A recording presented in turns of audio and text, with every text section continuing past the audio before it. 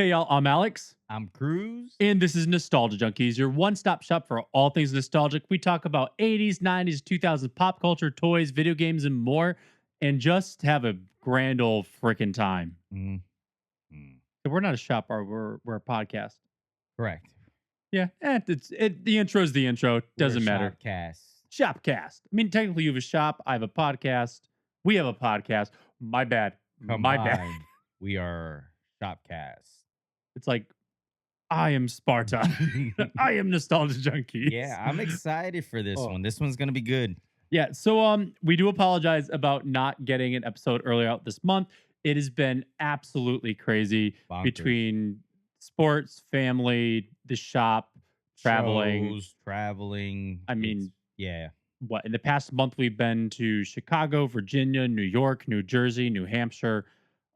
It's just been a lot. So we are combining the both episodes for May. So we're going to talk about our Mother's Day stuff as Mhm. well as our May 1985 in this episode, Correct. and we hope you enjoy. Yeah. Let's So, do it. But did y'all and your family have a good Mother's Day? Yeah. So obviously the shop was open, but woke up early. It was we let Magali just make all the decisions. You Really? tell us what to do, and we are your slaves for the day. In the So shop or at home? everywhere, Oh, all day. So so she gave the picked- store away then. she's smarter than that, but yeah, we let her decide what she wanted. Don't ask mom for nothing. We got her what breakfast she wanted, coffee, whatever. It was her day. So yeah, it turned out all right. Um, she kind of got mad at us. She was like, "You guys never plan anything," but that was the whole point. Was to It give her was a special day. yeah, it was Mhm. you decide everything. I'd love to do that for Jocelyn, but I know she struggles with like decision paralysis. Yeah, But man, I think we have to it'll do that be next like year. it'd be like 4 p.m. She'll still be deciding what breakfast she wants. Mm-hmm. It's okay. But so we just had our first Mother's Yes, Day. your first one. Yeah, and it was really good, dude. So Yeah. I got Jocelyn this really nice book. It's like a mommy and me book, but Okay. it has pictures of her and baby junkies, Yeah. and it was just great. Nice. Yeah, they did. I made her cry, and I feel like that's kind of like for me. If I can make someone cry Yeah. with how good a present is, then I feel like that's kind of a win. And I don't want to say like giving presents is like a I winner think and a loser, but it's like that to me says, okay, I did a good job with this correct. present. 100%. Yeah. But Let's get into our Yeah. Mother's Day topic. let's do it. So what we were going to do a couple weeks ago before we were just absolutely exhausted, Correct. we were going to rank popular mothers Mhm. from sitcoms from 80s, 90s, and I think the last one ranges from 90s to 2000s. Correct. So let's get into this. I have our S tier ranking sheet. And if you're not familiar with S tier ranking, basically it goes S, A, B, C, D, F, where S is the best and F is the worst. Correct. Any thought on how we should do it? Just like immediate, like knee jerk reaction?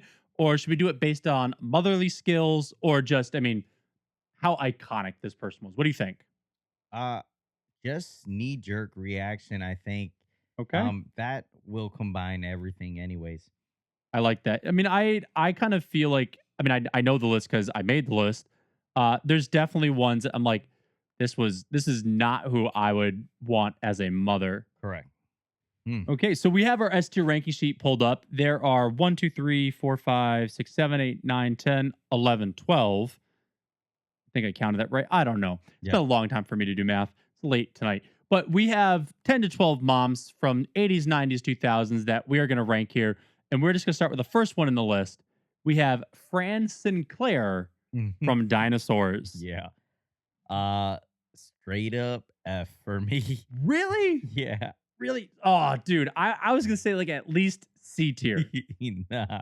Dude, like, I feel like she was a phenomenal mother. She was, but you know, I'm a human. She's a dinosaur. Uh knee-jerk reaction, she would probably not realize I'm there and step all over me. So That is true. That is true. I was just thinking, like, Baby Sinclair was an absolute nightmare, and yeah, she he put up was a with Baby pain. Sinclair. So yeah, she handled him pretty good. She was probably the only person that could handle him on the show. Well, it's because everybody else heard, not the mama. Not the mama. Yeah. So okay. All right. So I bump her up. Wanna agree on D tier? D tier. Because Yeah. I feel like there are worst mothers from the 90s, 100%. and I think like we have to give her some credit for at least being a decent mom. Okay. Yeah. So D. Let's do D. Up next, Mm-hmm. Aunt Becky. Mm-hmm. For me, Aunt Becky's S tier. Yeah. She is a phenomenal mom. She is a phenomenal aunt. Mm-hmm. And I know, I mean, it's Aunt Becky. Yeah. It's Aunt Becky. Yeah. What's your thought? Yeah, all of the above. It's on Becky. I mean, she's one of not only most recognizable, right? The TV show was Incredible. incredible. So Couldn't come up with the word. It was like amazing and yeah, incredible. it was Crazing. it was yeah. We're combining things today. But yeah, she's great. I S may be tough for me. I think A just Okay. because for a long period in the show, she was just the aunt, So I would say S, but she was a phenomenal mom.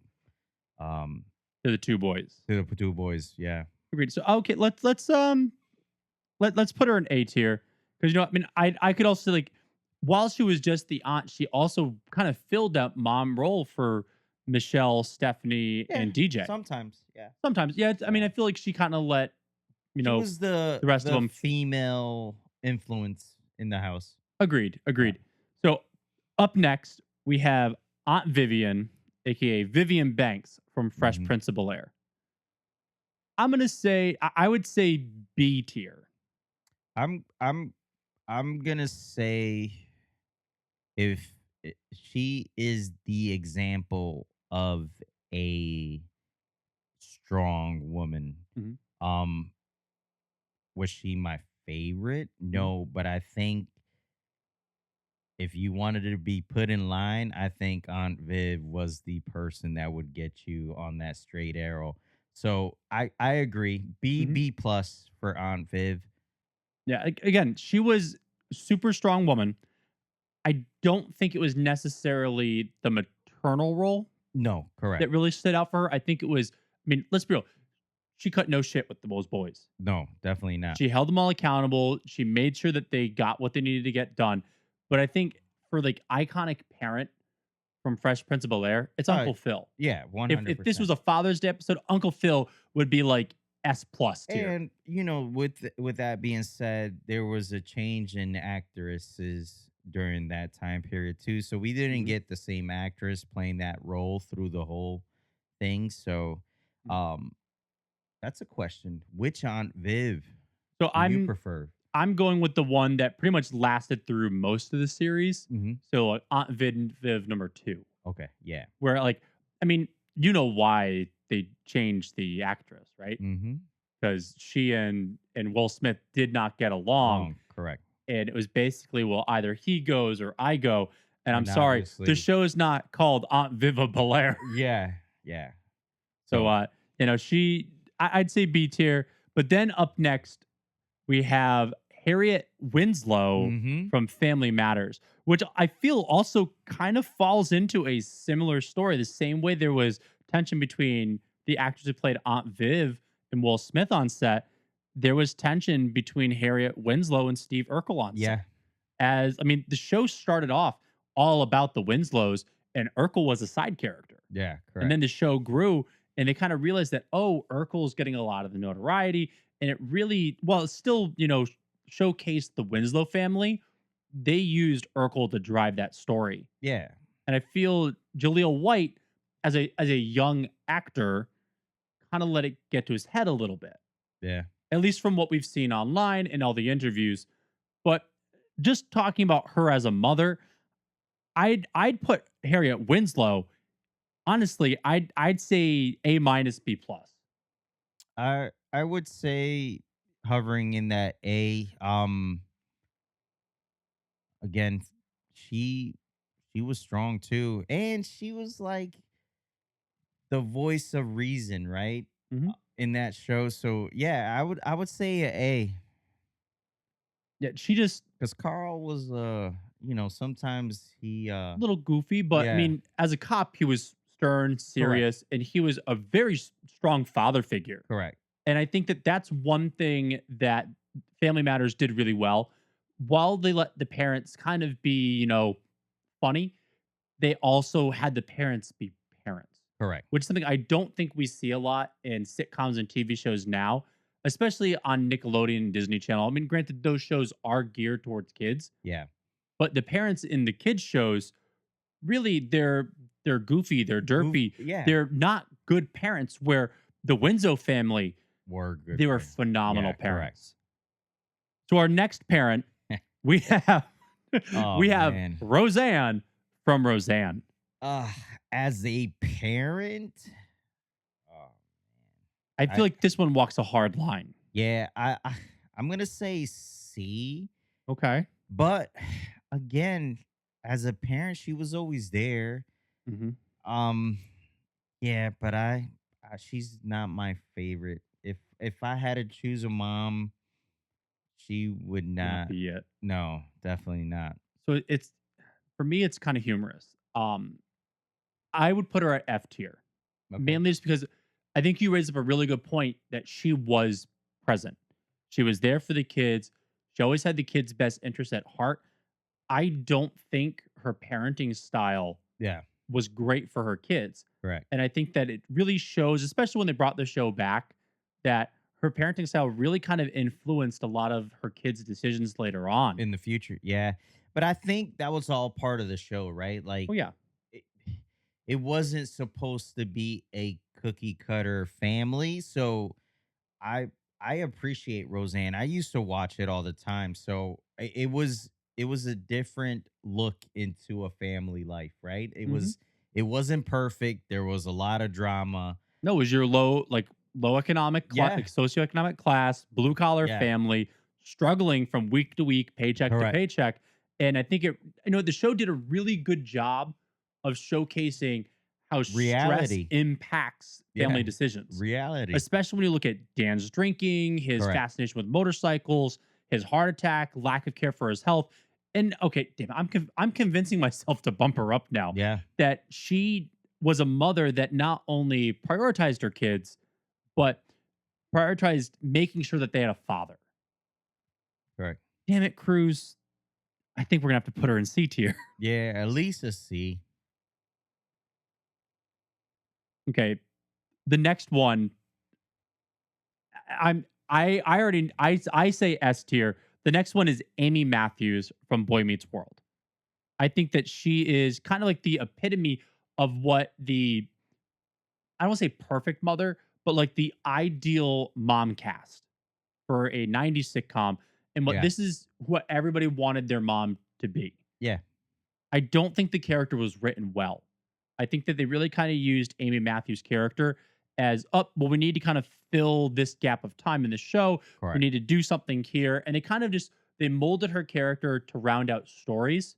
Yeah, she didn't get a ton of screen time. She was always there. You knew that she was there, but there were some episodes where you didn't even See see her. her. You Yeah, saw the dad, but you never saw the mom. or she was just making breakfast. And that was really That was it.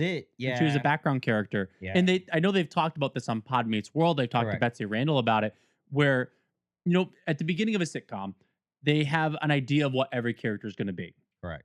Eventually, they find out what type works, which is what we saw with Eric Matthews, where he was kind of like, not the crass, but like the um, jerky older brother, still Yeah. cared for Corey, but was kind of a jerk to him. But then they realized that the goofy, derpy, getting more manic and crazy played well for him. And I think they wrote him too much into that pigeonhole. Yeah. But they did the same thing with Amy Matthews, where they couldn't find it, so they kept trying to try new character types. Yeah, and it didn't work. I will say, with Amy Matthews' character, the one thing that I feel that they did really well was having her speak her mind in times of trial. Oh, correct. Yes. So, like when Topanga was supposed to go to, I think it was Yale, Hmm. and then she was supposed to move away. I might be combining episodes, but she was supposed to basically kind of leave Corey, and Corey was going crazy and kind of had finally not moved on, but was like kind of entertained the idea of like, okay, maybe this just was a high school romance. Yeah. And then Topanga comes back and Corey kind of goes down that spiral again. And she looks at Topanga and goes, why couldn't you have just gone away? Or why couldn't you have just gone to Correct. Yale?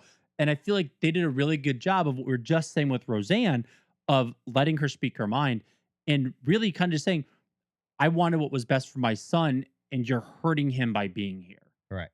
Obviously, it all worked out, but I think that in itself, she's S tier. Yeah. S tier mom right there. Ooh. The next one, I feel like I keep saying the next one a Yeah. lot, I but wish. our next mom up, Fran Fine from The Nanny. I wish she was my nanny. Listen, so do I. It's Fran Fine. As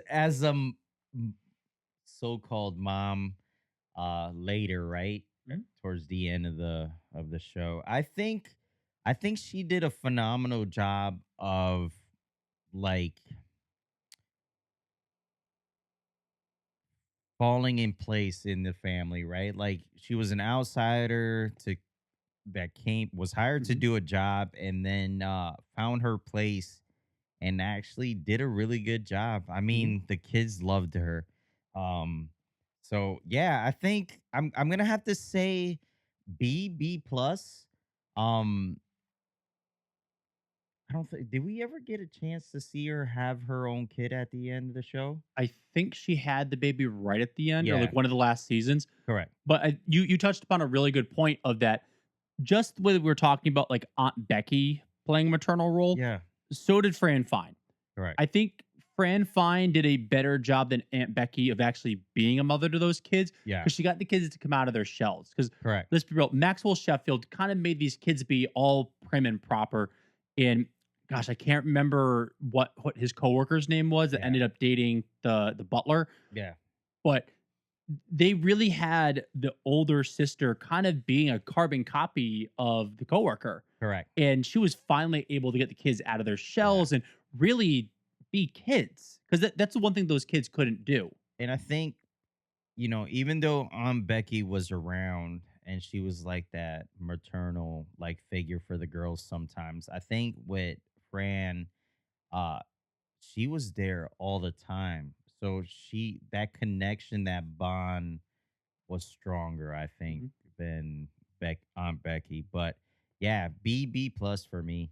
I agree because it's like the one thing that I think what made the show enjoyable to watch, but in my opinion would move her from A tier to B tier was her immaturity. Yeah, While she was a great mother to the kids, I don't think she really was a great mother overall. adulting. Yeah, she Mm, really like kind of fed into what the kids wanted to do, and she yeah, was almost acted as a kid herself, correct. where she would then get in trouble and then make the Yeah, motherly decision. And that's where I would say B tier. correct. The next one for me is a little hard because I mean, let's be real. Me It's too. it's Katie Seagal. It Yes. is Uh, Peg Bundy from yeah. Married with Children. If we were doing based upon who who did you want to watch, it Yeah. S tier Correct. all day. Yeah. I mean, from Leela to the new Roseanne show to Married with Children. I mean, I've had a crush on her since I was a child. Me too. But here's the thing, she kept That house that afloat. yeah, Yeah. big time cuz Al was non-existent sometimes there. Hmm. Even though he was there, he was I think man, she's man, she gets a bump just for keeping that Hmm. craziness together. So I don't know, what do you give her for a grade? I would I would say B or C. I think that Oh, while she was there, she okay. kept the house afloat. I think she fed into Al's delusions and Al's alcoholic problems. Where like Roseanne, for example, she Tried to, she yeah, fought Dan. yeah, While her parenting style, I think, knocks her down a little bit, I think that Peg Bundy, she was an enabler. yeah, And I feel like I'm getting real psychological on this one. But I think as a mother, I mean, she let those kids do whatever they wanted. yeah, I think that's kind of the problem. She was a huge enabler for these kids. She kept the house afloat. It was a very similar show to Roseanne with the fact blue collar family, low socioeconomic class, but yeah, almost I was just saying with like Disney Channel and Nickelodeon had like the goofy, almost unintelligible parents. yeah, That's what we kind of saw with the Bundys, yeah. where I the think kids ruled the roost. this this was it was a comedy show, right? So this was the extreme of being a teenager, being a young adult, and also being some crazy ass parents, Yeah, man. Plus, man, you throw in the stupid neighbors too, right? I It forgot about made them. for it difficult to be parenting. Yeah, so I'm gonna have to agree. She's probably like low B, uh, Do you want to like C see plus. C tier and just put her on par with Roseanne? Yeah, I guess they're very similar. That's kind of my mindset. I think that they're two sides to the same coin. Yeah, Where like you both had that same economic class, the same style of family. correct. One was an enabler and one shut shit down. Yeah. Next one, Okay. Jill Taylor, Home Improvement. I I'm gonna have to put her up at least an A. I think she is your, just like we said with um geez, Amy Matthews. Amy Matthews. She's up there. Like when you think of, I don't care what nationality, what Nality. nationality you are. When you think of just the perfect mom, she is up there. Like she had all the Mhm. characteristics of a perfect mom. So I'm gonna have to put her A plus to S. It all depends Mhm. on you. I so I would agree with S. So what we're just saying about some of these maternal characters dealing with their crazy spouse, Correct. I mean, She that's had, Jill Taylor in a nutshell. yeah, I like the iconic memory to yeah, me for like her dealing with Tim yeah. the Toolman Taylor. Remember when he decided that he was going to fix the dishwasher Oh, and I it know. blew the back out? I think it was Correct. the pilot episode. Yeah. But like to me, that is like her dealing with Tim. Yeah. But then it was a later season episode where one of the sons, they thought that he was kind of spiraling. Yeah. The older one. Yep. And he was kind of getting real emo, real goth. And it was concerning with the video he was Yeah. creating. And at the end of the day, they had the conversation with him and they realized there was nothing that they needed to change about him. It was just they needed to continue loving him and make sure that he knew that he That was he was loved. loved. Yeah. And I feel like that message was so Yeah. important. I say S tier. I think she's right up there with Amy Matthews. Yeah. I'm down. I like that. So it's funny you were just saying the perfect mom type because the next one is Claire Huxtable from The Cosby Show. Yes. And I feel like if we're talking about perfect moms, She is. it's Claire Huxtable, She is to everyone's mom. she is the goat, I think, of moms on TV. She was strong and stern when she needed to be. She was soft and lovable, and she's the best all around mom on Mhm, television that I can think of. And I'm even previous shows, like older shows, mhm. early 80s, late 70s. I think by far she is probably the goat all around mom out of all of them. So yeah, she's definite an S tier. There's no question about it. I agree. I think the only thing I'm going to add to that is that we saw the family grow Correct. over the course of from season 1 to I think it was season 9. Yeah. And I think that she is the perfect epitome that love does not divide, Yeah. it multiplies. Correct. Yeah. So we're down to our last mom, Yes. Kitty Forman from Yeah. that 70s show. Yes. I I would put her at a C tier, if not B. I would agree. She's very lovable as Mhm. a mom. Um, but I think the show did a good job of for almost every character on this 70s show, of highlighting the flaws of each character. Mhm. Um, and obviously there were some flaws there as a mom. Mhm. She was a little Ditzy, yes. an enabler. Yes. I think the other thing that's important to remember about this show is while it was a 90s to early 2000s sitcom, Yeah. it was a period piece of the 70s, which very much favored that more complementarianism style life, Correct. where like she submitted to Red a lot. When she had dug her heels in, though, she did fight him. Yeah. It And then wasn't often, but she did. yeah, I mean there was a episode or a series like of episodes because most of them were like they kind of follow a story, um but there was a I don't remember there was a series where like her and Red like she was gonna leave Red Mhm, and like Red had to like fight for her. mhm. So yeah, I mean she was ditzy, but like you said, when she needed to put her heels down, she did, and I mean they almost separated. I think the other thing that's important to mention about her is while she was Eric Foreman's mom, she was everybody's mom. Everybody's Whether it correct. was Donna, Fez, Yeah, Kelso, or Hyde. And I think yeah, pointing out the Hyde relationship is really important because correct. Hyde lived with them for a while Yes, correct. and she treated that boy like her son. Correct. And I think if that was a good pointing that out because I think every neighborhood, wherever you grew up, there was always that one mom in the group friend that was like, even though we all had our moms, like she was the group's mom, right? Hmm. Like she just took care of everyone differently than the other moms. So, yeah, I mean, yes, for that, I think we got to bump her up at least to a B because she was like a group mom instead of just her own kids. Yeah, I'd agree with the B tier because I mean she took care of everybody. Correct. She was Mama Bear. Yes, she was. I think that she didn't dig her foot down or put her foot down enough. And I think that she really kind of was, not absent, but let the kids do what the kids wanted to do. Correct. But that was also the point of the show. Yeah. But I agree. So in our top position, we have Claire Huxtable as just the goat of mothers. Correct.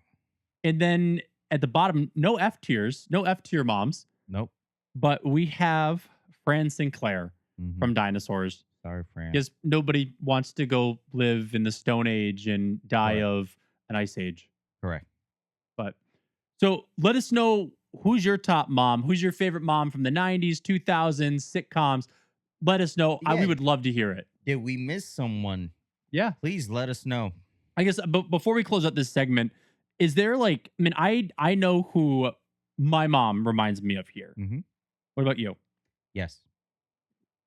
Who? Matthews. Amy Matthews? Yeah. My mom was Mhm. yeah. Yeah. I don't mean to get you choked Nah, up. it's okay. But Yeah. it's funny, and I know my mom listens to this podcast, and she's gonna have a lot to say about this because I'm gonna say that my mom is like a really good infusion of Amy Matthews and Roseanne, Yes. but like the good parts Good part of of Roseanne, Roseanne's like the does it take any shit? Because shit. like Correct. I mean I mean, till this day, I mean, we were having that conversation upstairs and she was like getting feisty. yeah, And your mom's how old now? we're gonna bleep this out, Yeah. but Blip, blip. she's in her now. Yeah. And I would probably still pick her in a dog fight Oh yeah. 100%. But like you were saying, like with Kitty Forman being like everybody's mom, Correct. that's who my mom Yeah. was. My mom, I will like I tell this story, and my mom fights me on this because she says that I tell it differently how it actually happened. Um, this is how it happened. I was always like, if I got a 90 on a test, she wanted to know, well, what did you miss? Why Yeah. didn't you get a 95 or a 100? And I joke and elaborate a little bit that I got a 100 on a test. She said, well, did you answer the extra credit problem? And I didn't. So, well, Yeah. why didn't you answer the extra credit problem? Because I knew I got a 100. She would do the same thing with my friends. Like if my friends were getting a B or C in a class, she Yeah. wanted to know why were they getting a B or C and why were they okay with it? Like Yeah. why weren't they pushing themselves to try and be better? And she held everybody accountable. And like quite honestly, it's probably the most endearing thing about her. I really kind of didn't like it growing up because I mean, like, as a kid, who wants to constantly be held accountable for things? Yeah. And it wasn't really constant, but it was enough where it's like I I was like, "Oh, dang, like, if I go over, she's gonna ask my friends Yeah. questions." But it's funny growing up now and being older and being in my 30s, my friends are in their 30s, a Yeah. couple friends are in their late 20s. It's something that we still talk about, and it's something that while we weren't as thankful for it then, looking back on it, we're all so thankful that she was like everybody's mom Yeah. that Correct. held everybody accountable. Yeah.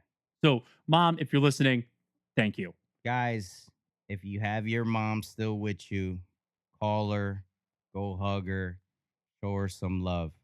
Agreed. But what do you say we get into this or that? Let's do it. So today's This or That segment has been brought to you by throwbackbuys.com, your one-stop shop for all things nostalgic. Whether you're looking for kooky sweaters, a Game Boy, or even the Demon Lord Furby, Throwback Buys is the site for you. Use our code NJPOD for 15% off your order. Details will be linked in the description below. Yes, sir. So I tried to go with some really iconic, like 90s, just this or that, because Okay. I was planning to use this on our Mother's Day episode Correct. and not when we're also going to be doing a throwback for the 80s. But the first one, we're going to talk about electronic toys, Okay. specifically electronic pets. Oh, Which one would you rather have? okay. A Tamagotchi or a Furby? Oh man. Neither. You got to Furbies. choose one. Furbies. As long as it's by itself, it's okay. Because once they get locked in with another one, it's never ending. Just because you had to do less, I'm gonna go with Furby. Tamagotchis, they were a pain, man. The Mm-hmm. alarms, the feeding. Mm-hmm. So I'm gonna Picking go up the poop. Furby. Yeah, I'm gonna go Furby just because I had to do less with that pet. So I'm kind of on the same line with you. I have PTSD from Tamagotchis. Yeah, My man. college roommate, I think I've told this story in the podcast before. My college roommate got a Tamagotchi as a present from his girlfriend, and we were both night owls. I thought I stayed up late. Like I'm up till like 2, 3 in the morning. Yeah, He was like inverted sleep schedule, sleeping in the day and nocturnal. And so was his Tamagotchi. yeah, So his Tamagotchi would go off at like 4 or 5 in the morning asking to be fed, which I guess is no different than having a baby, but correct. I like you said, there's less work with a Furby. If you only have one, it's not talking to a lot. I would go with the Furby. Yeah, I me have too. fond memories of actually having two Furbies and just lining them up and letting them talk, and it was fun to watch. It was, but I Yeah, mean, imagine in the middle of the night. yeah, that's true. Just like hearing the Furbish. Hmm. But we posed this question on Instagram, Okay. and Instagram got the results back to us, and it was a resounding 83% voting for Tamagotchi. Oh, So the NSA really, really got 90s kids saying no Furbies because only 17% of yeah, people wanted a Furby. But you and I are in the minority there. yeah. They love the pain and suffering, I guess. So our next this or that question, Okay. which show did you want to watch? Darkwing Duck Mm. or DuckTales? Holy crap, I had to go with the ducks, man. You know me and my ducks. man. I'm I'm gonna say DuckTales just because of my time period in when I was watching cartoons. I know yours for a fact is Darkwing Duck, but I'm gonna go DuckTales. Uncle Scrooge, the boys. Um, Again, I was younger. That was the duck show I grew up watching. So, DuckTales for me. You're right. For me, it is Darkwing Duck. I think that's the difference between 80s Baby and 90s 90s, Baby. correct. I will say, without DuckTales, there would be no Darkwing Duck. Correct. But for me, I feel like there are more iconic episodes of Darkwing Duck Mhm. than there are iconic episodes of DuckTales. I would say the show overall is more iconic. DuckTales, that is. The theme song, 100%. But there are more iconic Darkwing Duck moments to me between all the villains, whether it's Bushroot, Yeah. Megavolt, Steelbeak. That to me, like that made the show enjoyable because week to week, it was gonna be it was either a villain Yeah. returning or a different villain. Yeah. Where DuckTales, yes, they went on different adventures, but it was kind of the same thing over and over again, in my opinion. Mm, I wouldn't say that. I mean, DuckTales got movies, bro. I'm not arguing that. I'm not saying that. I think DuckTales was a Extended film. ooh again. I Darkwing Duck is the same thing. It's a duck Batman fighting villains. exactly. It's a duck Batman fighting villains. I I I'm interested to see what Instagram said. So Instagram was kind of split. It Okay. was 38% Darkwing Duck and 62% DuckTales, which I feel is The it's demographic. yeah, and that's I Mhm. feel like there are definitely more people Yeah. who like DuckTales. I know that being a superhero fan, I just really like Darkwing Duck. I love Darkwing Duck. Just because I was introduced to DuckTales. I think that's kind of that time period, Mhm. man. Alvin and the Chipmunks, it Yep. was there were similar shows I just realized the three colors for Huey, Dewey, and Louie are the same. for the chipmunks. Yeah. Huh. Hmm. I wonder if that's just because like those are. I mean, what red, green, blue are your colors that your eyes see. They're like the colors for not hex codes, but RGB I codes. think with the trio, I think Mhm. that's always the go-to colors. Probably just overthinking it, Yeah. but that's just interesting. I wonder why it wasn't like red, blue, yellow. Because I want to say if I were to go look at some like my little PVC figures Yeah. of the little ducks, some of those ducks actually are wearing yellow shirts. I believe it. Hmm. Some of the older ones, I think you're right. Yep. I wonder if there's a reason Why they why. changed over to the Like, green. why did they choose red, blue, green? Like, did those test better with audiences? Maybe. Oh, that'd be something for us to look into. Yeah. If you know why they chose red, blue, green, let us know because I mean we'd love to read your comments here on the show because it's all about learning new stuff, guys. It's all Correct. about exploring nostalgia and just discovering something you didn't exist, like Phineas and Ferb. Yeah. But our last this or that, and this one was a hard one for people. And dude, I got messages from our boy Flip, from our boy Retro Slacker about this question. Mighty Morphin. Oh, sorry. Whose team would you want to join? Like, which would you want to be? A Mighty Morphin Power Ranger or a Teenage Mutant Ninja Turtle? I mean, you know what I want. There's a whole case right here. It's I'm a turtles guy, bro. You know Mhm. that. But if I'm gonna join a team, dude, it's the Power Rangers, man. Right? Like, who Bro, we have morphing powers. We have personalized robots, robots. I mean, super strength. we were in high school, but can skip school at any moment and not get in trouble for it. Come on. It's a no-brainer. It's a Like, no-brainer.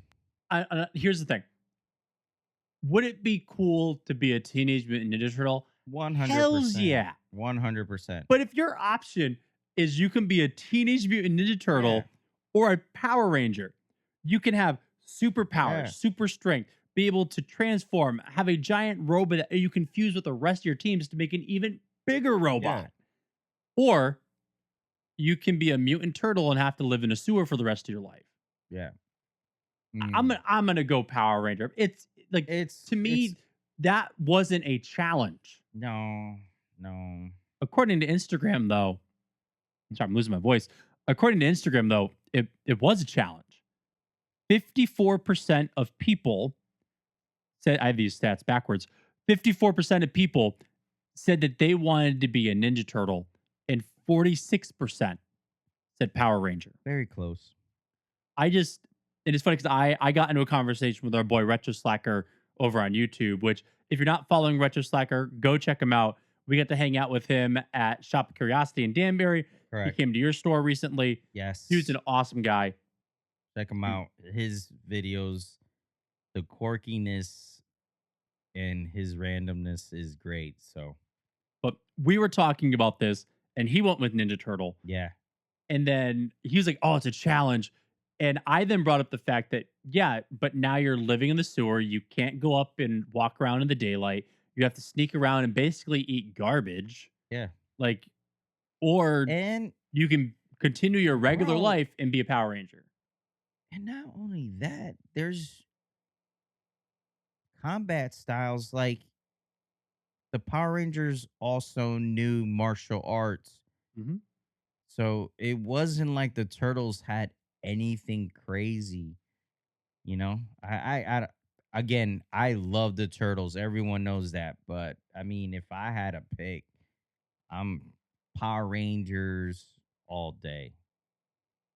And man, we have Kimberly. You get to look at Kimberly all day, Agreed. all Agreed. day. But those were our this or that's. If you have Yeah, any good this or that recommendations you want us to do on the podcast, let us know. Put them in the YouTube comments. Send us an email. Send us a DM. If you want to vote on our this or that, yeah, make sure you're following Nostalgia Junkies podcast on Instagram because every now and then, whenever we feel like it, correct. we throw up a this or that, and then if we're throwing up a this or that, you know we're recording soon. But let's get into our meat and potatoes. Let's do it. Let's do it. So for the meat and potatoes, we are going over movies that were released Mhm. in May of 1985. The first one, which is like the goat of martial art guys, is Code of Silence, Chuck Norris. Mhm. You have not watched that movie. Neither have I. No, I think the only like I don't really know Texas Chuck Ranger? Norris from movies. I don't even know him from Texas Ranger. Sidekick? Okay, so I know him from Sidekick. Okay, all right. But the for me growing up, because like growing up in the late 90s, early 2000s, this is like after the wave of Chuck Norris movies. Correct. And this was into like Chuck Norris like VHS workout tapes. Correct. Oh, yeah, yeah, yeah. And that's how I know Chuck Norris Yeah. is basically as like, you know, your was it Tybo with Billy type of VHS. Yeah. But I mean, Code of Silence was a top blockbuster movie at the time. Correct. It ranked at the charts. I want to say it was 2 weeks at release, beginning of May. Yeah. But then our next big movie, not to just jump over a movie that neither of us have watched, Correct. but if you know Code of Silence, I mean, tell us why we need to watch it. Like, Yeah. was this like the iconic Chuck Norris movie? Because I really don't think it was. I don't think so. I think either. like for 90s kids, it was Sidekick. Like Yeah. Sidekick was a great movie. Yeah. If Sidekick was on this list, which it will be soon, Yeah, we would have. Yeah, we'll talk correct. at length for Sidekick. Yeah, yeah. But the next one, great comedic movie, Mm-hmm. Fletch with Chevy Yeah. Chase. Yeah. I don't think Chevy Chase was too crazy in this movie like in other ones. I think it was a happy medium between Mhm. his acting, right? Because if you look at some of Chevy Chase, he did do some kind of serious stuff at times. He was always not just the comedian in movies. But yeah, it's a great movie. It's Chevy Chase, man. He was pretty good in almost everything he did. So So I'm not the biggest Chevy Chase fan. really, Yeah, like well, again, it wasn't time what I grew up period. with. Yeah, It time like period it was for a you. little before my time. Yeah, And like for me, it was the Adam Sandler, Jim Carrey era, yeah, which that's the comedy I grew up on. So like when I went back and watched Chevy Chase movies, it was almost more like skits. Is the best way I could describe it. Like they were like funny vignettes in yeah, his movies, where like Jim Carrey movies were funny skits, but it was like continual nonstop. yeah.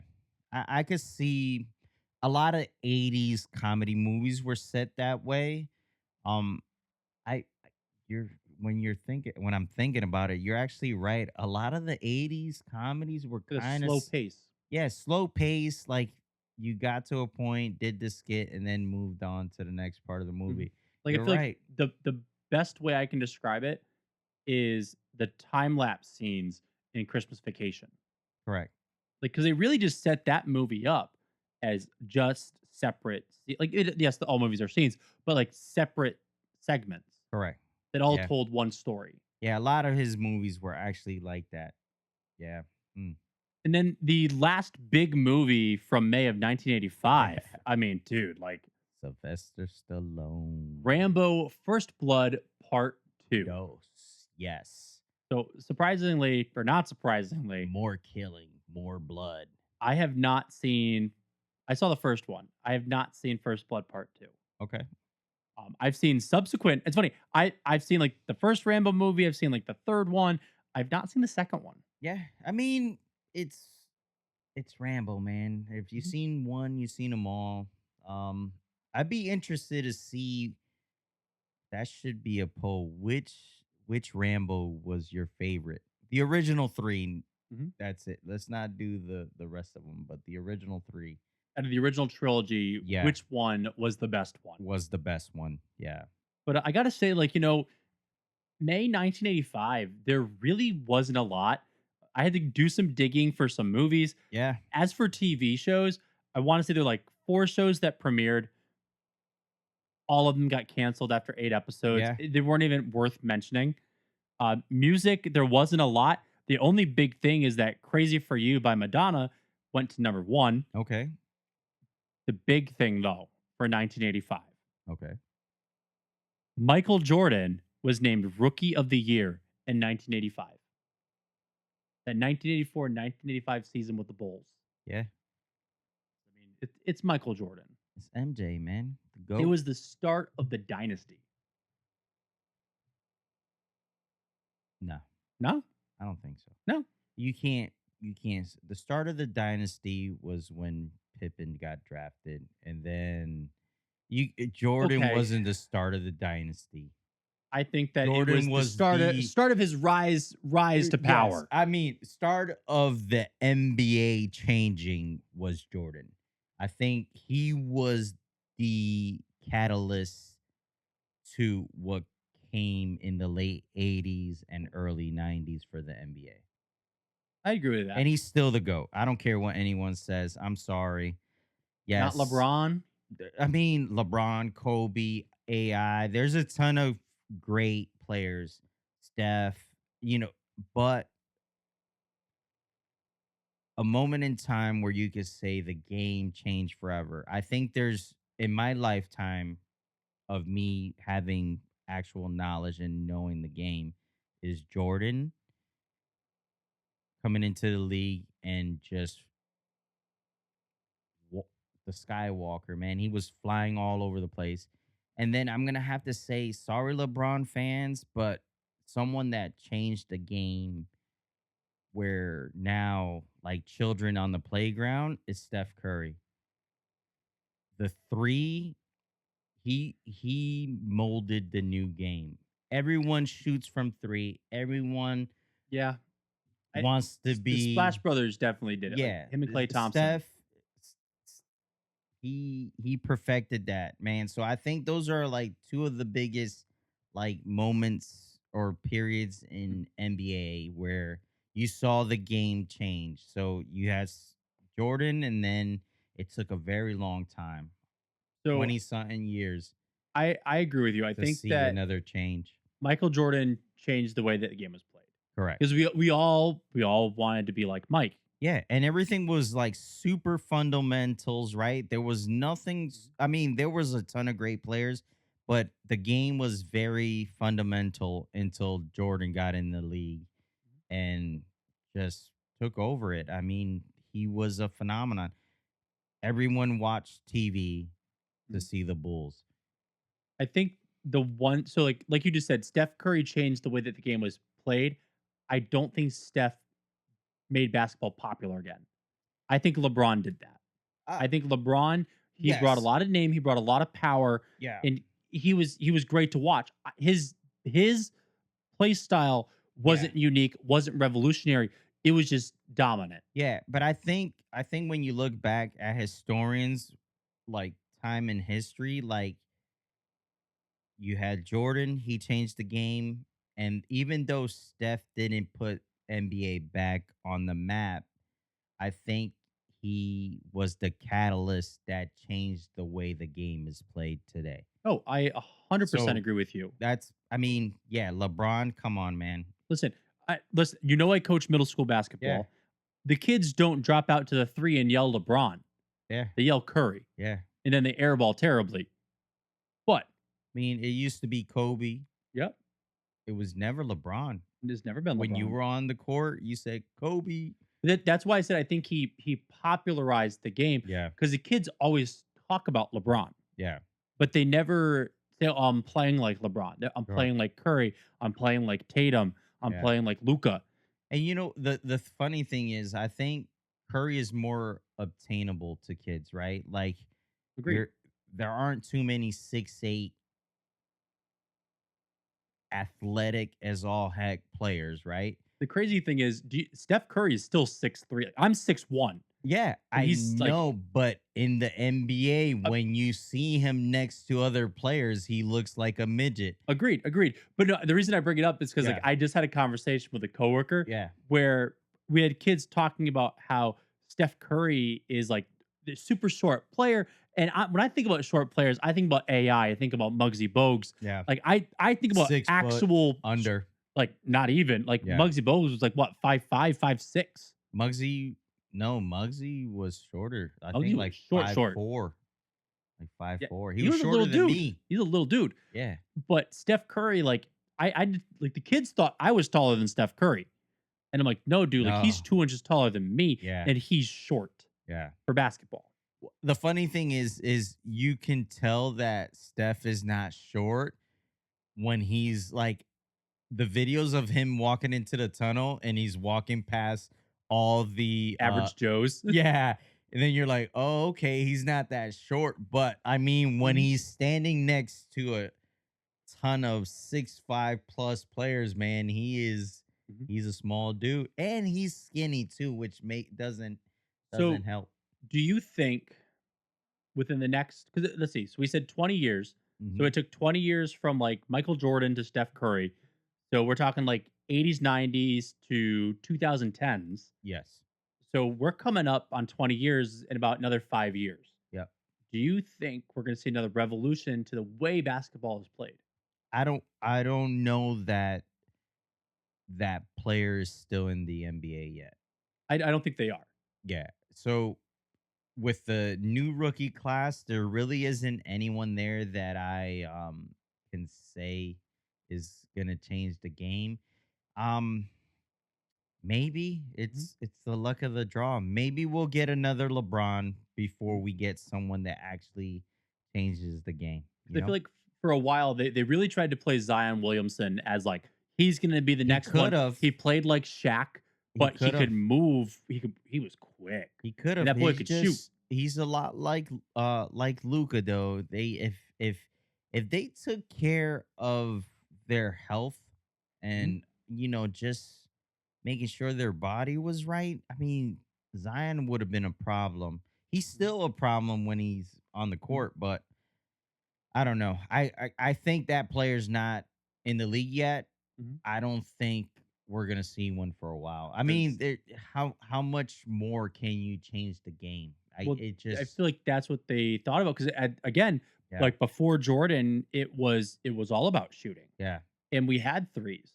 But then we got into Jordan, which was all about fundamentals, yeah, layups, dunks, and we went back to threes, but it was consistent threes. correct. So, I mean, I don't know what our next transition is going to be. I don't think anybody's going to know until it happens and it disrupts the game. I think for a while we thought the Ball brothers were going to do that. I Yeah, mean, we saw LaMelo taking deep threes that would make Steph Curry quiver when he was in high school. He took half court shots because he wanted to. yeah, But I mean, he came in and he's popular with the kids, but he's not changing the game. no, definitely not. But I say before this becomes the Nostalgia Junkies sports podcast, Correct. why don't we go into trivia? But thank you for entertaining and letting us talk about Yes. sports. I mean, I'm actually very curious as to what was y'all's favorite sport to watch growing up? Yeah. Because like for me, it wasn't basketball. Like I was a Yeah. baseball kid. So I was football. Baseball for me is too slow. Love it in the playoffs Mhm, because the games mean something. I think the season being so long too kind of veered me away from that mhm. sport. I played it, but I couldn't watch it. So for me, it was football. I love watching football.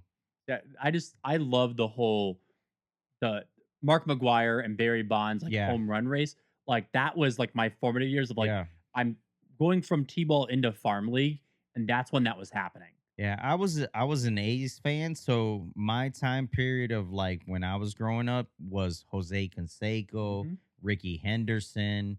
That was my A's era. Where that was a good time. You know, we But had freaking between I guess living also in Connecticut, you had Yankees. Like I had people in my family that were yeah, Yankees fans. We had people that were Red Sox fans.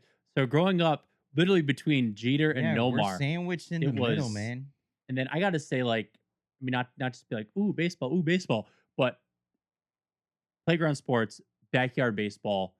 I mean, Oh yeah, that was just it. yeah, But again, let's get into yeah. trivia before this thing just becomes a Correct. sports podcast.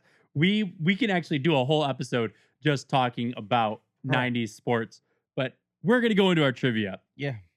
So our trivia today, being a throwback or throwback-ish episode, we are going to be doing our 80s 80s. trivia. I have 3 questions. You have 3 questions. I'll ask you first. All right. Put these movie sequels in the order that they were released, from Okay. earliest to latest. Okay. Star Wars: The Emperor Strikes Back, Indiana Jones and the Last Crusade, Mad Max 2: The Road Warrior, and Beverly Hills Cop 2. Indiana Jones, Okay? Mad Max, Okay? Star Wars, Mhm. and then Beverly Hills. That is all wrong. All, All right, the one more try. One more try. Did I have any right? the only one that was in the right position was Mad Max 2. It was the second release.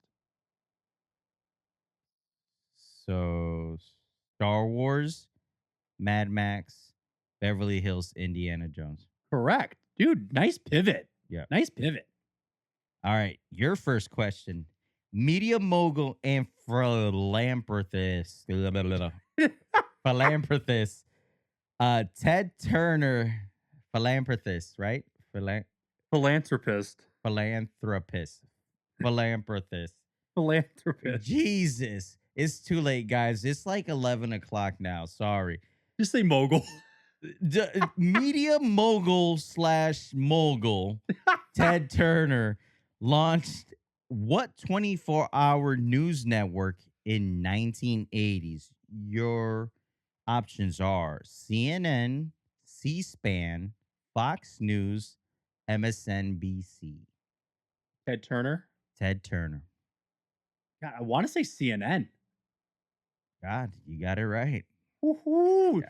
Let's go CNN 10. Coy Wire. That's for you. Okay. So next one. Yeah. You're gonna have to guess who this person is. Okay. I am considered to be the greatest athlete in video game history.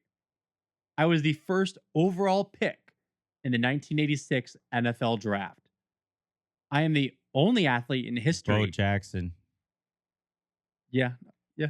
You don't even want the last clue? No, I mean, You knew it from the first one. yeah, it's Tecmo Bowl, baby. not just that. I mean, when you consider like in the conversation of not any particular sport, just athlete, Mhm.